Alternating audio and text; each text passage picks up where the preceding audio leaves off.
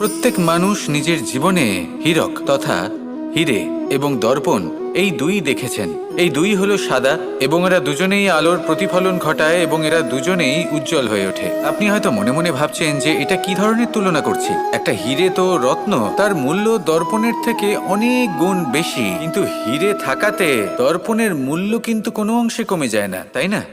মানুষ যখন হিরে নিজের হাতে নেয় তখন সবার আগে কি খোঁজে? দর্পণ, যাতে তার মধ্যে দিয়ে দেখে সে বুঝতে পারে যে সেই হিরে আদৌ তার শোভাবর্ধন করছে কিনা, তাকে ভালো দেখাচ্ছে কিনা, প্রসাধনের জন্য সেটা ব্যবহার করা ঠিক হবে কিনা। অর্থাৎ হীরের উপস্থিতিতে দর্পণের গুরুত্ব কম হলো না, দর্পণের কারণে হীরের মূল্য বোঝা গেল। আমাদের জীবনেও ঠিক এরকমই ঘটে। আপনারা যদি সংসারে নিজের আশেপাশে দেখেন, এমন অনেক মানুষ দেখতে পাবেন যারা নিজেদের ক্ষেত্রে মহান স্থানে পৌঁছেছেন, নিপুণ এবং শ্রেষ্ঠ হয়েছেন, আর তাদের মধ্যে আপনার নিজের মনে হয় যেন আপনি হলেন দর্পণ।